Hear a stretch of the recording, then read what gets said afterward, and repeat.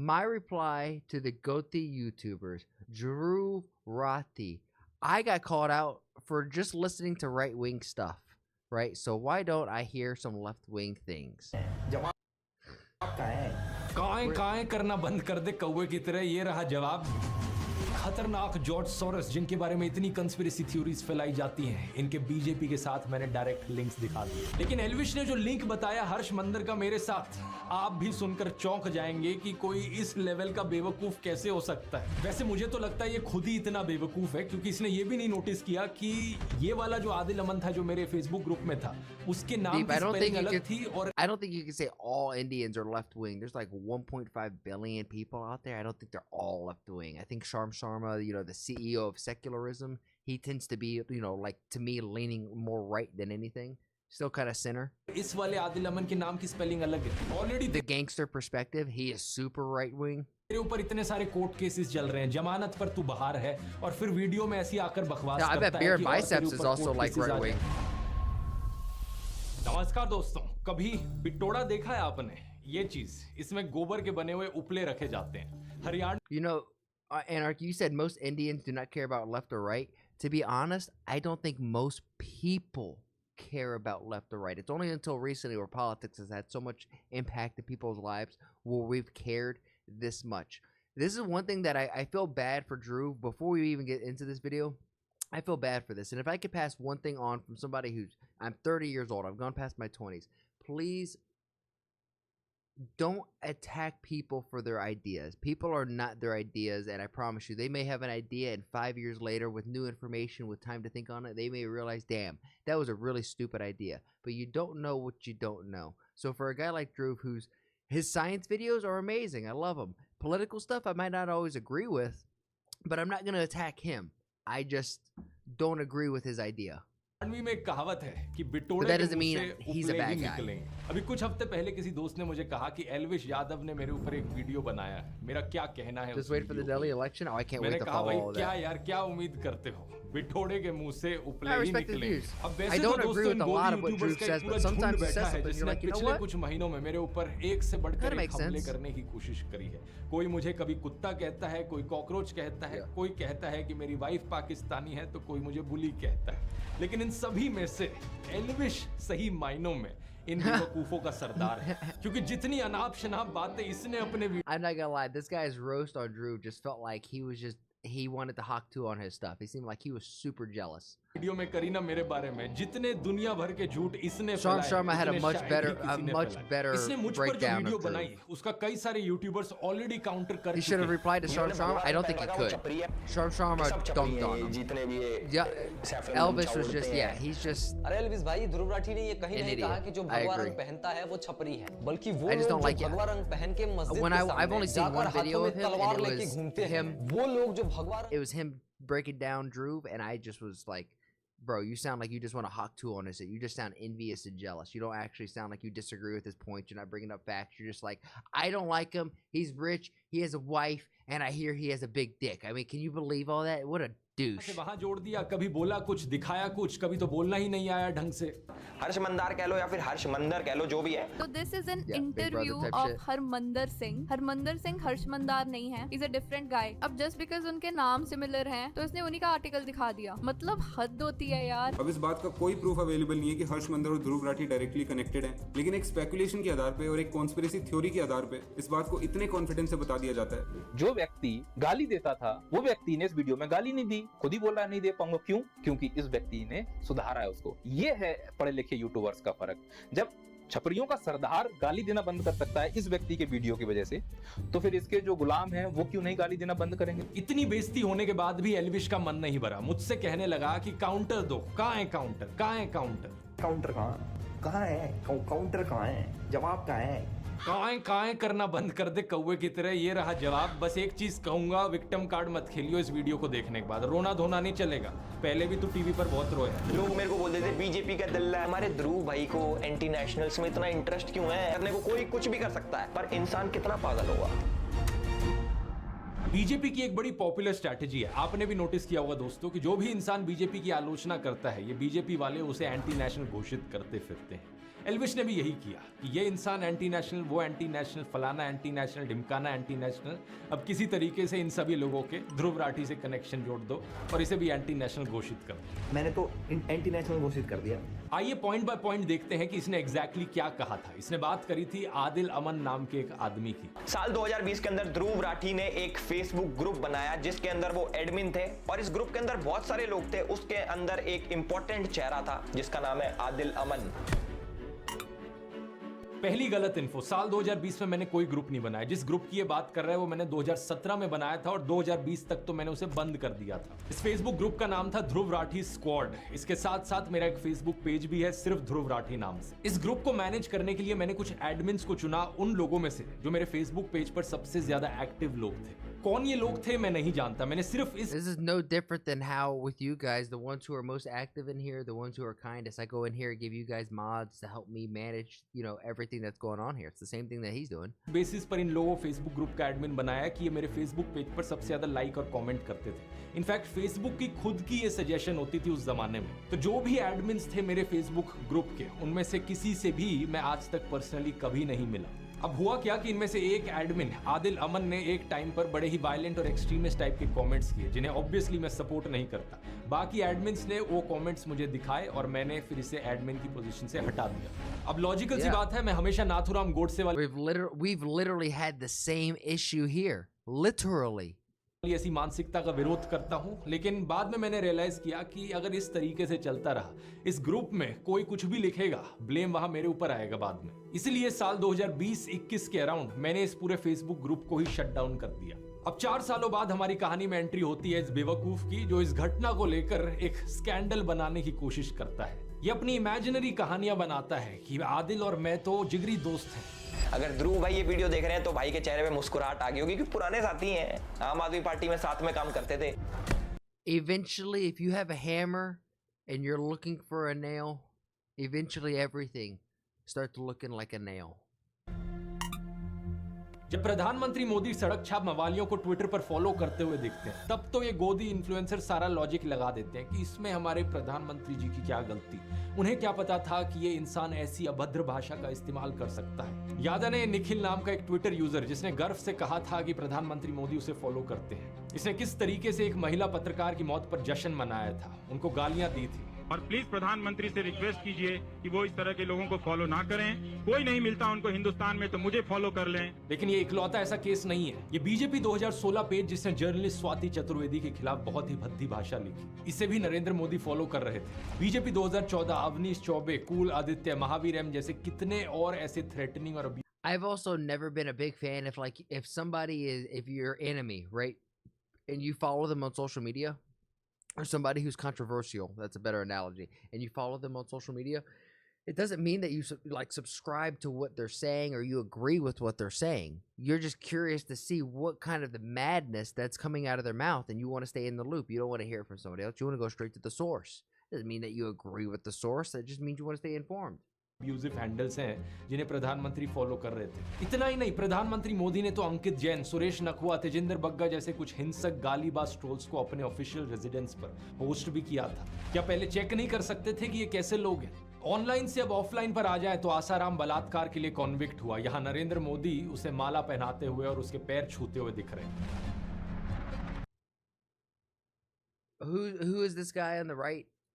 जीवन में जब कोई नहीं जानता था उस समय से बापू के आशीर्वाद मुझे मिलते रहे हैं। इस ट्वीट और इस फेसबुक पोस्ट में प्रधानमंत्री मोदी गुरमीत राम रहीम की प्रशंसा करते हुए दिख रहे हैं। वही गुरमीत राम रहीम जिसे मर्डर और रेप जैसे केसेस में दोषी पाया गया है। इस फोटो में हरियाणा के पूर्व मुख्यमंत्री गुरमीत राम रहीम के साथ बैठे हुए दिख रहे हैं। 2017 के इस न्यूज आर्टिकल को देखिए। मध्य प्रदेश की एंटी टेररिस्ट स्क्वाड ने भोपाल, ग्वालियर, जबलपुर और सतना में 11 लोगों को गिरफ्तार किया। इन पर आरोप था कि ये पाकिस्तान की ISI के लिए जासूसी कर रहे थे। अब आज तक की ये हेडलाइन देखिए। ये जो गले में बीजेपी का पट्टा डाले हुए और टी शर्ट पर मोदी लिखवाए हुए दिख रहा है, ये है ध्रुव सक्सेना। यहाँ इसकी फोटो देखिए मध्य प्रदेश के पूर्व मुख्यमंत्री शिवराज सिंह चौहान के साथ। कि भारतीय जनता पार्टी विश्व की पहली राजनीतिक पार्टी जिसके ऊपर एक ठप्पा लग चुका है कि यह एक ISI सर्टिफाइड पार्टी बन चुकी है। कम से कम 3 शख्स इन 11 में से सीधा तरीके से भारतीय जनता पार्टी के साथ जुड़े हुए।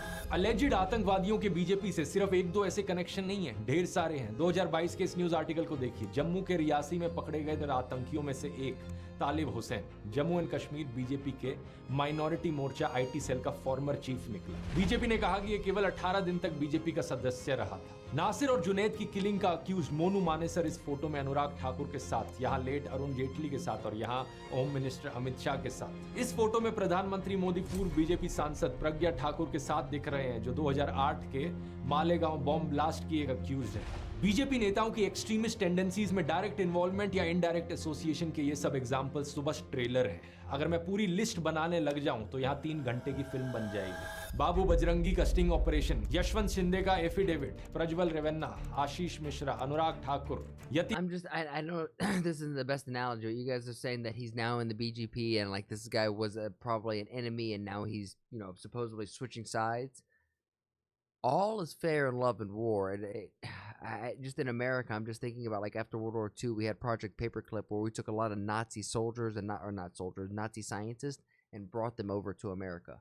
नरसिंह सरस्वती, सूरजपाल अमू, सुरेश चव्हाण के लिस्ट चलती ही जाती है। कोई कहता है गोली मारो, कोई लिंचिंग के लिए दोषी पाए गए लोगों को मालाएं पहनाता है, कोई बलात्कारियों को संस्कारी ब्राह्मण बताता है, तो कोई मुसलमानों के खिलाफ जेनोसाइड की बात करता है। क्या एल्विश में हिम्मत है इन सब केसेस पर बोलने की? एल्विश, मुझे पक्का पता है तू इस वीडियो को देख रहा होगा। सीधा तुझसे बोलना चाहूंगा, अगर तुझ में 1% भी हिम्मत है तो बीजेपी से काउंटर मांग कर दिखा दे। कहां है काउंटर, कहां है काउंटर? ये जो काएं करे जा रहा था ना मेरे साथ, बीजेपी के साथ करके दिखा। नहीं कर पाएगा, क्योंकि मुझे पता है तेरे जैसे सत्ता के चाटुकार पूरी जिंदगी ऐसी हिम्मत नहीं जुटा पाएंगे। मेरे खिलाफ बोलना आसान है क्योंकि पता है सरकार पीछे से कुछ कहेगी नहीं और बड़े यूट्यूबर को टारगेट करके व्यूज मिलेंगे, कंट्रोवर्सी होगी, पब्लिसिटी मिलेगी। पता है तुझ जैसे गोदी यूट्यूबर्स की सबसे बड़ी प्रॉब्लम क्या है? तुझ जैसे लोगों को लगता है कि कंट्रोवर्सी क्रिएट करके व्यूज आएंगे और इसी तरीके से फॉलोअर्स बटोरे जा सकते हैं, इसी तरीके से यूट्यूब पर करियर बनाया जा सकता है। लेकिन तेरे जैसे एक और यूट्यूबर को मैंने पहले भी कहा था कि कंट्रोवर्सी करके एक sustainable YouTube career banana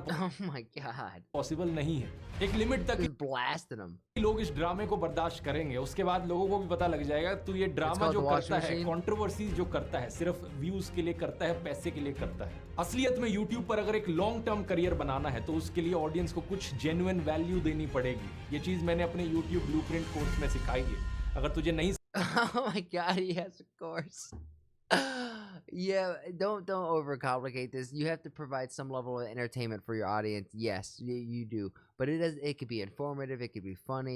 It doesn't have to be anything special. समझ में आती You don't need to sign a course for it, guys. Don't buy a master course ले ले, plan. तेरे लिए एक स्पेशल डिस्काउंट भी दे देता हूँ। कूपन कोड यूज कर elvish40 40% ऑफ मिलेगा। इस 7.5 घंटे के कोर्स में मैंने सब कुछ सिखाया है कि फिल्मिंग कैसे करनी है, एडिटिंग कैसे करनी है, मोनेटाइजेशन कैसे करी जाती है, इस करियर से पैसे कैसे कमाए जा सकते हैं बिना गैम्बलिंग और बेटिंग की एप्स को प्रमोट करें।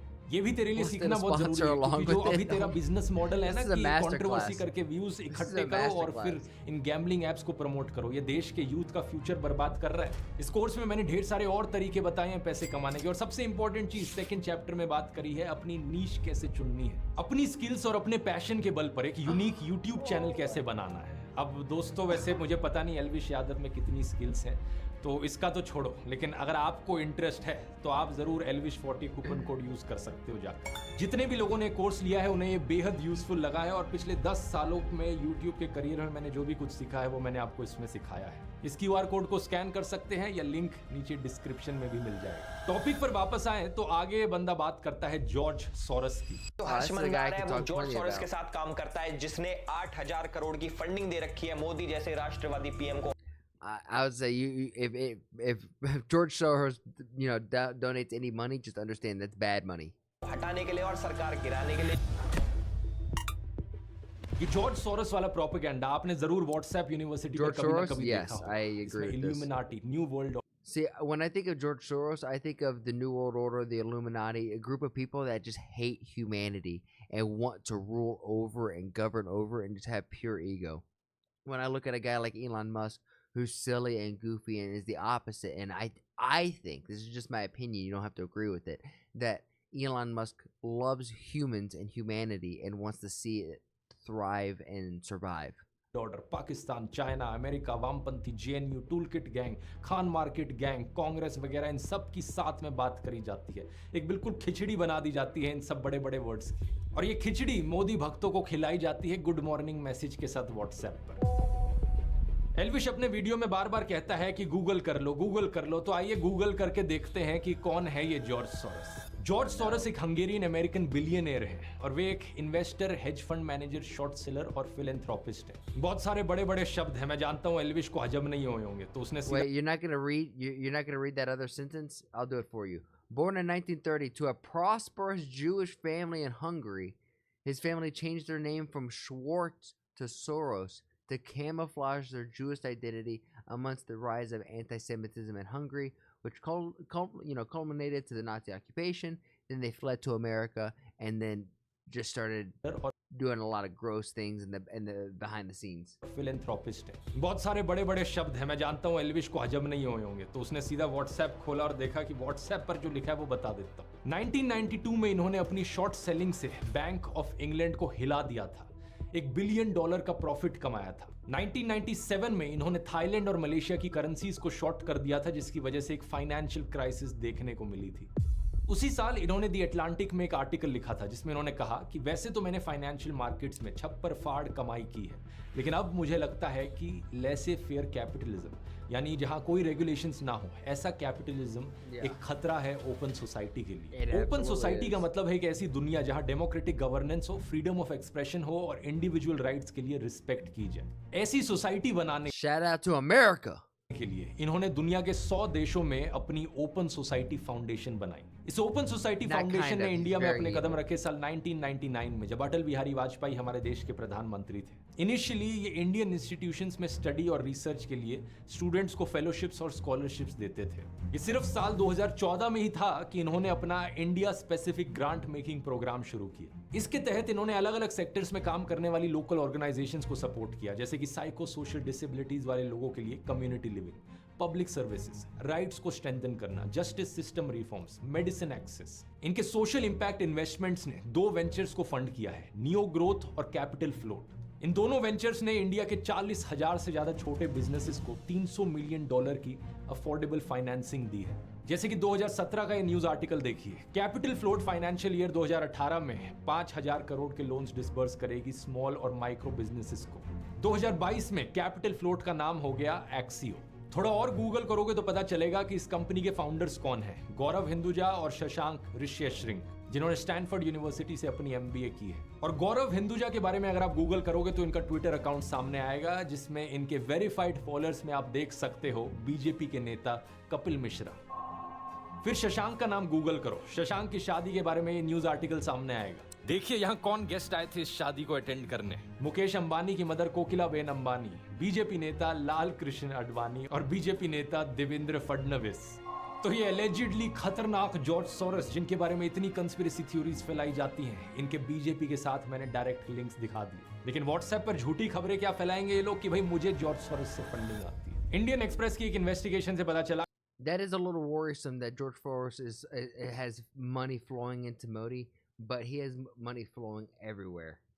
कि जॉर्ज सोरोस की ओपन सोसाइटी फाउंडेशन के वर्ल्ड वाइड 68 ऐसे प्रोजेक्ट्स हैं जिनकी फंडिंग होती है UN डेमोक्रेसी फंड से, और इंडिया इस यूनाइटेड नेशंस डेमोक्रेसी फंड में 4th हाईएस्ट कंट्रीब्यूटर है। इसका मतलब समझ रहे हो दोस्तों, इनडायरेक्टली जॉर्ज सोरोस की फंडिंग करती है मोदी सरकार। इन्हीं जॉर्ज सोरोस ने चाइना के जी जिनपिंग के बारे में कहा कि चाइना के प्रेसिडेंट ओपन सोसाइटीज के लिए सबसे खतरनाक ओपोनेंट है। इन्होंने इंटरनेशनल कम्युनिटी को यह कहा है कि चाइना की हाईटेक कंपनीज पर क्रैक डाउन किया जाए। इन्होंने I mean, bro, you say I'm tripping. Modi needs no money. Modi needs, for sure, money. He needs taxpayer money. He needs money to grow. I mean, if he doesn't get any more money, then you guys will stay at 4th place for being a GDP and not be a global superpower. So, of course, you need more money. उन्होंने China के belt and road initiative की भी सख्त आलोचना की थी। इतना ही नहीं, 2017 में पाकिस्तान ने ओपन सोसाइटी फाउंडेशन की पाकिस्तान ब्रांच को बंद करने का आदेश दिया था। तो जिस जॉर्ज सोरोस को ये लोग विलन बनाने की कोशिश करते हैं, वो तो ओपनली चाइना और पाकिस्तान के खिलाफ बोलते हैं। इतना ही नहीं, इन्होंने अमेरिका में रेसिज्म को खत्म करने के लिए भी एफर्ट्स किए हैं। इन्होंने इनकम इनइक्वालिटी के खिलाफ भी आवाज उठाई है। कुछ और अमीर लोगों के साथ मिलकर इन्होंने अमेरिकन गवर्नमेंट को एक लेटर भी लिखा था जिसमें कहा कि मिडिल क्लास और गरीब लोगों के बजाय अमीर। See, it's always, to me, George Soros has this mastermind play of being able to legitimately talk about these things about, like, hey, the government needs to be able to help and create equality for people, and instead that just means that the government's going to come in and control and govern you. I genuinely think that this guy doesn't love humanity, and he thinks that he is superior and that these people around him are superior to the rest of us, and he and this group is trying to literally, like farmers and sheep, put us in a thing and just kind of control us as they reap in all the things. As they say, you will earn nothing and you will be happy. अमीरों से tax वसूला जाए। इन्होंने कहा कि हमारे जैसे अमीर लोग जिनके पास $50 मिलियन से भी ज्यादा पैसा है, इनके ऊपर 2 से 3% का वेल्थ टैक्स लगाया जाना चाहिए। तो ओवरऑल आप देख सकते हैं कि जॉर्ज सोरोस चाइना के ओपनली खिलाफ बोलते हैं, पाकिस्तान को इनसे तकलीफ है, अमेरिका में रेसिज्म और इनकम इनइक्वालिटी का ये विरोध करते हैं, अनरेगुलेटेड कैपिटलिज्म के खतरों पर ये बात करते हैं, इंडिया में स्टूडेंट्स को फेलोशिप दी है इन्होंने, फार्मर्स को पैसा दिया है इनकी ऑर्गेनाइजेशन ने, 40,000 से ज्यादा स्मॉल बिजनेसेस को इजी लोन्स प्रोवाइड करवाए हैं, फ्रेशवर्क्स जैसी इंडिया की कई स्टार्टअप्स में इनकी इन्वेस्टमेंट है, और इंडियन गवर्नमेंट यूनाइटेड नेशंस के डेमोक्रेटिक फंड में डोनेट करती है जहां से इनके वर्ल्ड वाइड प्रोजेक्ट्स को पैसा मिलता है। यहां तक सुनने में तो सब ठीक ही लग रहा है, तो फिर प्रॉब्लम क्या है? प्रॉब्लम यह है कि इन्होंने इंडिया में डेमोक्रेसी के इरोजन पर कंसर्न जताया। प्रॉब्लम यह है कि इन्होंने नरेंद्र मोदी के खिलाफ भी बोला। प्रधानमंत्री मोदी और गौतम अडानी के एलिजिड नाजायज संबंधों के बारे में इन्होंने बात की। इन्होंने कहा कि नरेंद्र मोदी को अडानी क्राइसिस पर सवालों के जवाब देने होंगे ताकि फॉरेन इन्वेस्टर्स का विश्वास ना डगमगा। Modi and business tycoon Adani are close allies. Modi is silent on the subject, but he will have to answer questions from foreign investors and in parliament. Modi is a politician. I think we could all agree that all politicians are at some level corrupt. And Arma, as you said, it's just what level of corrupt are they at this point in time in the journey? और आप तो जानते ही हो कि गोदी ecosystem के हिसाब से मोदी भारत है और भारत मोदी है इन लोगों के लिए। इसलिए कोई भी प्रधानमंत्री मोदी की आलोचना करे, इन लोगों का गैंग उसे भारत विरोधी डिक्लेयर कर देता है, फिर चाहे वो रियाना हो, भारत के किसान हो या फिर जॉर्ज सोरोस हो। अब ये सारा तो व्हाट्सएप और गोदी मीडिया पर घूम रहा प्रोपेगेंडा है, लेकिन एल्विश की बेवकूफी तो इससे भी ज्यादा कमाल की है। एल्विश कहता है कि जॉर्ज सोरोस को राहुल गांधी की आंटी जानती है, इसलिए वो आंटी हमारे देश के लिए खतरा है। जो हमारे जॉर्ज सोरोस हैं वो हमारे राहुल गांधी जी की आंटी फौरी नेहरू के बहुत ही करीबी दोस्त हैं। गूगल पर सर्च करो तो पता चलेगा कि 2017 में ऑलरेडी इनका देहांत हो चुका है, 108 साल की उम्र पर। एक ऐसी महिला जो आज से 7 साल पहले ही गुजर चुकी है, वो भी 108 साल की उम्र पर। एल्विश की राय में वो देश के लिए खतरा है। और वैसे तो 2009 का इंडियन एक्सप्रेस का ये आर्टिकल देखो जिसमें बताया गया है कि फौरी नेहरू नेटिवली हंगरी से है, जहां से जॉर्ज सोरोस भी हैं। जॉर्ज सोरोस की तरह वो भी ज्यूइश थी। जब इंडिया में उनकी लव मैरिज हुई तो उन्होंने अपना नाम कर लिया था शोभा नेहरू। इस 2009 के आर्टिकल की हेडिंग है, मिस्टर सोरोस एक पुरानी दोस्त से मिलने गए। लेकिन 14 साल बाद 18 फरवरी 2023 में इसी को 2 गोदी वेबसाइट्स पब्लिश करती हैं और कहती हैं खुलासा खुलासा, जानिए बड़ा खुलासा है। 14 साल पुराने आर्टिकल को दिखाकर ये लोग नया खुलासा कहते हैं। ऐसा ही कुछ किया गया farmer prime minister Manmohan Singh की बेटी अमृत सिंह को लेकर। वैसे तो 2013 का ये आर्टिकल है जहां लिखा है प्रधानमंत्री की बेटी को मानव अधिकार कानून में जबरदस्त काम करने के लिए सम्मानित किया गया। उनकी रिपोर्ट का नाम था globalising torture, CIA secret torture and extraordinary rendition. यहां उन्होंने 136 लोगों के बारे में बताया जिन्हें टेरर सस्पेक्ट्स बनाकर 54 देशों की जेलों में डिटेन किया गया, टॉर्चर किया गया। और यहां पर यह भी बताया गया है कि वो ओपन सोसाइटी जस्टिस इनिशिएटिव के साथ काम कर रही हैं, जिन्होंने इस रिपोर्ट को पब्लिश भी किया है। लेकिन इसके 7 साल बाद गोदी मीडिया वेबसाइट इसे भी छापकर कहती है ये देखो नया खुलासा खुलासा खुलासा। लेकिन लेटेस्ट इंफॉर्मेशन अगर पता करने की कोशिश करी होती तो अब ये ओपन सोसाइटी फाउंडेशन में काम कर भी नहीं रही है। It's crazy that the Open Society Foundation really supports a non-open society. It's kind of ironic. ये स्टैनफोर्ड यूनिवर्सिटी में लॉ की प्रोफेसर है। इसके बाद एल्विश बात करता है हर्ष मंदर की। हर्ष मंदार कह लो या फिर हर्ष मंदर कह लो, जो भी है। नहीं, पहली बात तो जो भी नहीं होता है, हर्ष मंदर है उनका नाम। कल को तेरे नाम को भी ऐसे करके कोई बोले कि एल्विश कह लो या एल्विश कह लो, जो भी है, ऐसे नहीं होता। दूसरा आइए गूगल करते हैं This is true. Have respect. Even if it's somebody that you dislike or don't like at all, have respect. Kindness is a beautiful thing. कि अब ये कौन है। I wish I could articulate the thought that I have in my head better. हर्ष मंदर एक farmer IAS officer हैं जो 6 districts में डिस्ट्रिक्ट हेड रहे हैं, डिविजनल कमिश्नर रहे हैं, मसूरी की Lal Bahadur Shastri IAS training academy में फैकल्टी रहे हैं और 2002 में इन्होंने गुजरात दंगों के विरोध में वॉलंटरी रिटायरमेंट ली थी। इन्होंने 24 किताबें लिखी हैं। इतनी किताबें एल्विश अपने 7 जन्मों में भी नहीं पढ़ पाए। What if the other person is ass? That's fine. Let them be ass. You be the light. You show the world and yourself that you could be better than somebody who's an ass. Even when they treat you like that, you treat them the way that you would rather be treated. 10 सालों में I'm not saying to be taken advantage of. That's not what I'm saying. But you can at least respect somebody. I'm not saying you have to like them, but you can respect what they... You know what I'm saying? Dainik Bhaskar, Hindustan Times, the Hindu, Indian Express, Scroll, Live Mint, NDTV, Business Standard, Article 14 जैसे अखबारों और news portals के लिए column भी लिखे हैं। श्याम बेनेगल की film summer इनकी लिखी हुई 2 कहानियों पर बेस्ड है। इन्होंने बहुत से कॉलेज यूनिवर्सिटीज में लेक्चर लिए हैं, जैसे कि IIM Ahmedabad, NALSA university of law, MIT, Boston, university of California, institute of development studies. 2010 से 2012 तक ये यूपीए सरकार द्वारा बनाए गए नेशनल एडवाइजरी काउंसिल के मेंबर थे। कई इंपॉर्टेंट बिल्स ड्राफ्ट करने में इनका योगदान रहा है, जैसे कि right to information, right to education, food security bill, child labour abolition. इन्होंने लिंचिंग्स के विरोध में कारवाए मोहब्बत कैंपेन चलाया और इन्हें इनके काम के लिए बहुत सारे अवार्ड्स मिले हैं, जैसे कि MA Thomas national human rights award 2002, I mean, this guy seems like one hell of a human being. Christie harmony award 2012 या क्वाइट मिलेट अवार्ड 2020। Ain't लेकिन that इस the अनपढ़ truth, बेवकूफ एल्विश के अनुसार ये भी एंटी नेशनल है। आप पूछोगे क्यों? क्योंकि इन्होंने जॉर्ज सोरस की ओपन सोसाइटी फाउंडेशन के साथ काम किया है। वही हर्ष मंदार जो कि जॉर्ज सोरस के लिए काम करता है। You know, this is so true too. It's like just because you work for like the George Soros Foundation, or maybe like Drew Vrati did editing on another platform prior to him being able to go on YouTube. Sometimes guys, we got to pay the bills, right? At the end of the day, you got to get money. You got to get a job where you can, first and foremost. And 2, sometimes I don't really think people have much beliefs. They just kind of go along with the wind until something drastic happens with them or they see it directly in their life. And you never know. Drew might have been editing something, heard the tone, heard how everything was going along, kind of radicalized and started a YouTube channel, and then bada bing, bada boom. Like, we have to allow people to grow, evolve, and change. मतलब बिना sir पैर के जो मन में बकवास आए बोल डालो। अब सबसे इंटरेस्टिंग बात है कि इन सबसे मेरा क्या रिलेशन है। आज तक असलियत में दोस्तों मैं हर्ष मंदर से कभी मिला नहीं, ना मेरी उनसे आज तक कभी बात हुई। इनका नाम मैंने पहली बार एल्विश के वीडियो से ही सुना और जो भी ये इन्फॉर्मेशन मैंने आपको निकाल कर दी, इसका वीडियो देखने के बाद गूगल करके रिसर्च करके आपको दिखाई। लेकिन एल्विश ने जो लिंक बताया हर्ष मंदर का मेरे साथ, आप भी सुनकर चौंक जाएंगे कि कोई इस लेवल का बेवकूफ कैसे हो सकता है। एल्विश ने कहा कि मैंने सीए और मणिपुर पर जो वीडियो बनाया वो मैंने हर्ष मंदर के ट्वीट देखकर बनाया। 4 अगस्त 2023 को हर्ष मंदार ट्वीट करते हैं मणिपुर दंगों के ऊपर और ठीक 2 दिन बाद हमारे ध्रुव भाई की वीडियो आ जाती है।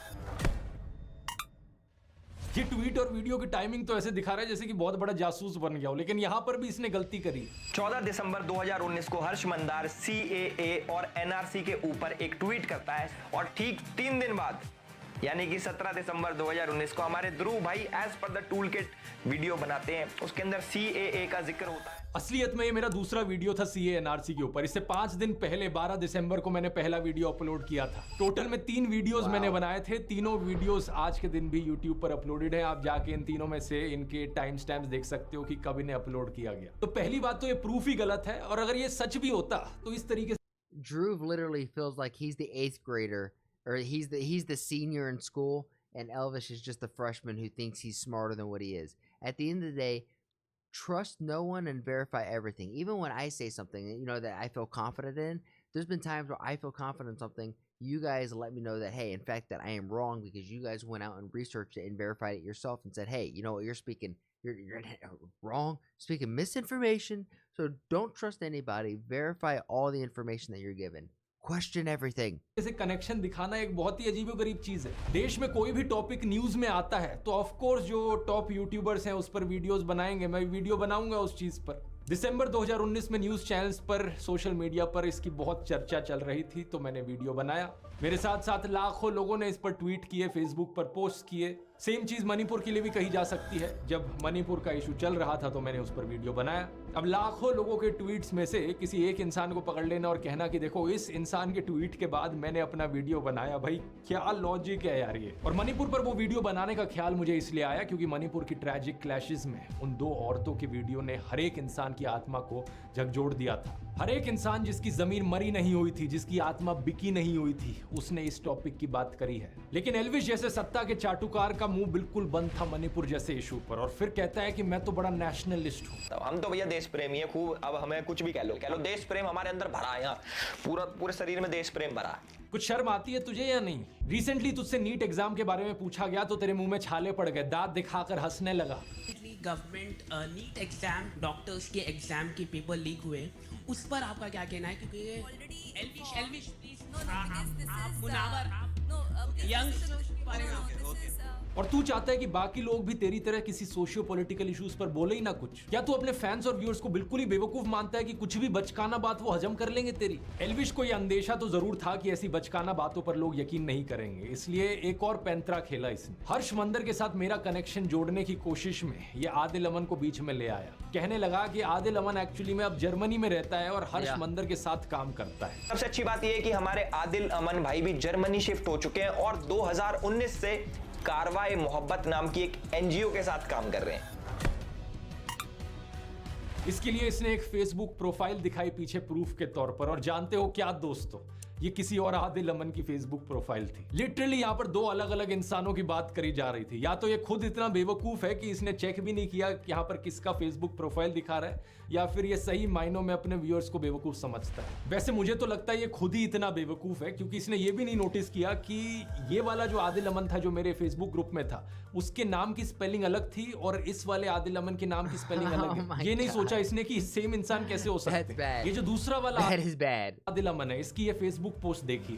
1 जून 2024 की शाम को मुझे दोस्तों ने बताया कि मेरा नाम एक फेसबुक प्रोफाइल एल्विश यादव नाम के यूट्यूबर द्वारा मिसयूज किया जा रहा है। एल्विश जो अभी जमानत से बाहर है, उसके यूट्यूब पर 15 मिलियन सब्सक्राइबर्स है और इंस्टाग्राम पर 16 मिलियन फॉलोअर्स। मैं एक रिसर्चर हूं और यूनिवर्सिटी ऑफ ग्योटिंगन में मास्टर्स कर रहा हूं। मेरा किसी भी राजनीतिक पार्टी या उनके स्टूडेंट विंग से कोई भी एफिलिएशन नहीं है, जैसा कि एल्विश ने अपने वीडियो में दावा किया। वीडियो से ही ये क्लियर है कि एल्विश ने जिस कमेंट की बात की है वो मैंने नहीं किया, और मेरी फेसबुक प्रोफाइल का इस्तेमाल किया गया मेरे फॉर्मर एम्प्लॉयर हर्ष मंदर और ध्रुव राठी के बीच लिंक दिखाने के लिए। इस जानबूझकर की गई डिफेमेशन, मिस रिप्रेजेंटेशन की वजह से एल्विश के फॉलोअर्स ने गालियों वाले मैसेजेस मेरे फेसबुक इनबॉक्स में भर दिए हैं। मुझे और मेरे परिवार को चोट पहुंचाने की धमकियां दी हैं। ट्विटर पर भी मैंने देखा कि इस मिस इन्फॉर्मेशन की वजह से मेरी गिरफ्तारी की डिमांड करने लगे हैं लोग। अबे बेवकूफ, Bro really thought he went off. Elvish तेरी वजह से कोई निर्दोष आदमी को वहां गालियां मिल रही हैं। शर्म आती है कि नहीं तुझे?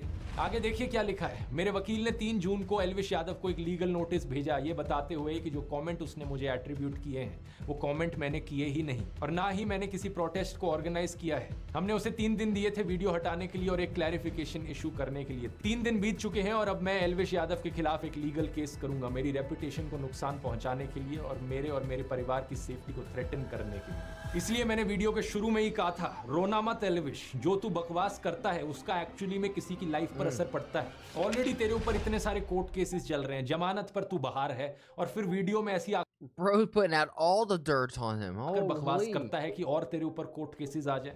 एल्विश ने अपने वीडियो में कहा कि कोई भी आर्टिकल दिखाकर किसी को भी कुछ भी साबित किया जा सकता है। मान लो कैमरामैन है, मुझे इसको गलत साबित करना है, मैं भाई कर दूंगा कैसे न कैसे करके आर्टिकल दिखा के। और यही चीज exactly, That's a gross ego right there. And granted, that is you know, cherry picking some data, but that's a nasty clip. Elvish ने अपने वीडियो में करी। मैं पूछना चाहूंगा, जरा अपनी ऑडियंस को बता दे, ये सब जो तूने किया सिर्फ व्यूज और पैसे के लिए किया या फिर ऊपर से कोई पे भी कर रहा था तुझे? हर्ष मंदर की बात करते हुए इसने एक आर्टिकल दिखाया, एक लाइन को अंडरलाइन कर दिया कि मेरे माता पिता तांजानिया में ब्रिटिश पुलिस के लिए काम करते थे। अब इस आर्टिकल को देखो, यहाँ तो मंदर की बजाय सिंह लिखा है। इस आर्टिकल की ये लाइन को मैंने गूगल पर सर्च किया डबल कोट्स के साथ, तो ये वाला आर्टिकल सामने आया। ये एक इंटरव्यू था कैप्टन हरमंदर सिंह के साथ, जो कि एक बहादुर ऑफिसर थे। इनका जन्म साल 1926 तांजानिया में हुआ था और जब वो सिर्फ 33 साल के थे, यानी कि 1959 में चाइना ने तिब्बत पर अटैक कर दिया था। उस समय कैप्टन हरमंदर सिंह ने दलाई लामा को बचाकर भारत लाने में एक अहम भूमिका निभाई थी। पद्म अवार्ड्स की सरकारी वेबसाइट पर हम देख सकते हैं कि इन्हें 1960 में पद्म श्री से सम्मानित किया गया। अबे एल्विश, और कुछ नहीं तो कम से कम ऐसे बहादुर ऑफिसर का तो सम्मान कर लेता। माना कि तू अनपढ़ टाइप का है, लेकिन क्या इतना भी पढ़ना नहीं आता कि हर्ष मंदर और हरमंदर सिंह में डिफरेंशिएट कर सके? और वैसे मैं आपको बता दूं दोस्तों, हर्ष मंदर इन्हीं कैप्टन हरमंदर सिंह के I mean, this guy lives over there. He apparently can't even understand his own language. I might understand his language better than him. बेटे हैं। यहाँ पर अगर हर्ष मंदर भी चाहें तो वो भी सीधा सीधा एल्विश के ऊपर डिफेमेशन का केस कर सकते हैं। इतना ही नहीं, former prime minister Manmohan Singh ji की बेटी अमृत सिंह के खिलाफ जो तूने झूठ फैलाया है, वो भी केस कर सकती हैं तेरे ऊपर। और तो और मैं भी केस कर सकता हूं तेरे ऊपर डिफेमेशन का। मेरे लॉयर ने कहा कि जो भी तूने बकवास करी है इस वीडियो में, वो सीधे तौर पर क्रिमिनल डिफेमेशन का केस बनता है। अगर ये सारे और केसेस कल को तेरे ऊपर हो गए तो फिर विक्टिम कार्ड मत खेलियो। मैंने पहले ही वार्न किया था इस वीडियो में। जितने फालतू के फर्जी लिंक्स एल्विश ने मेरे बनाने की कोशिश करी और लोगों के साथ, उससे सीधा कनेक्शन मैं इसका बना सकता हूँ। एल्विश ने अपने एक वीडियो में अखिलेश यादव को सपोर्ट दिखाया था। वैसे हम तो भाई अखिलेश के सपोर्टर है भाई, यादव बिरादरी जिंदाबाद कर रखी है हमने पूरे यूपी में। तो भाई बताओ कि क्यों ना करें हम अखिलेश को सपोर्ट। अखिलेश यादव के This guy's got everything on him. Alliance partner कौन है? राहुल गांधी। तो अगर ये राहुल गांधी को देशद्रोही ठहरा रहा था वहां पर अपने वीडियो में, तो ये खुद भी देशद्रोही हुआ। और दूसरी तरफ बीजेपी से भी तेरे इतने ही लिंक्स हैं, इतने सारे पॉलिटिशियंस के साथ जाकर तूने फोटो खिंचाई है, शो ऑफ किया है, अपना सपोर्ट जताने की कोशिश करी है। तो चाहे इस तरफ से हो चाहे उस तरफ से, तेरे भी फालतू के कैसे कनेक्शंस बनाए जा सकते हैं और तुझे भी एंटी नेशनल घोषित किया जा सकता है। मैंने तो एंटी नेशनल घोषित कर दिया। अब देखो एनआईए ने पकड़ लिया। एल्विश तेरे Also, like, who are you to claim what somebody else is or isn't? Like, I hate this idea of you putting somebody in a box, and the moment they go out of that box, they're a bad person. They're trying to change. They need to stay in that box. People are all going to change and evolve. जितने भी झूठ पकड़े हैं मैंने अभी तक सिर्फ 5-6 minute के वीडियो के सेक्शन में पकड़े हैं। अभी तो और झूठ पकड़ने बाकी है। पकड़ लिया। तूने और बहुत सारे आरोप लगाए थे मेरे ऊपर कि कैसे मैंने अपने व्हाट्सएप चैनल पर झूठी जानकारी फैलाई, टेलीग्राम पर पोर्नोग्राफिक कंटेंट शेयर किया। क्या क्या बकवास तू इमेजिन करता है। कभी तूने कहा कि मैं कोई फर्जी कॉइन प्रमोट करता हूं, कभी तूने कहा कि मेरा आम आदमी पार्टी के साथ लिंक है। जो तूने गंदगी फैलाई है, इसको साफ करने में एक और वीडियो लगेगा। आगे के एक वीडियो में दोस्तों बाकी सारे आरोपों को भी डिटेल में समझेंगे और इस एल्विश यादव की असली पर्सनालिटी को भी पकड़ेंगे। इतने एल्विश थोड़ा He's a clown and he's not even that funny. It's difficult to win an argument with an intelligent person, but it's impossible to win an argument against a foolish or ignorant person. And the only real loser out of that is you, who's trying to even win the argument with the fool. And granted, I want to go back to this. When you get big, when you become a big influencer and you have a big support group, you need to be responsible because the audience will believe anything you say and they won't even check themselves. That's why I am telling you guys, if you can learn anything from me, I want you guys to learn how to critically think for yourselves and have your own opinions. And one thing is not attack each other for having an opinion. You yourself as a soul are not your ideas. You're not your opinions. You're going to have an opinion. Hell, sometimes we don't even know the next word that's coming out of our mouth. We don't really know what's going to happen tomorrow, right? So we're just kind of going day by day, trying to make people laugh, trying to get by, trying to do a little better than we did the day before. So give people some grace, have some laughs. It's not that serious. If you're picking up what I'm putting down, then please like the video, subscribe, and if you really like it, then share it with some of your friends. My goal here is to spread a positive message while sprinkling my 2 cents on big topics like American, Indian, and world geopolitics, and even small stuff like Twitch drama and online debacles. And if you want to see it live, come join me over on Twitch.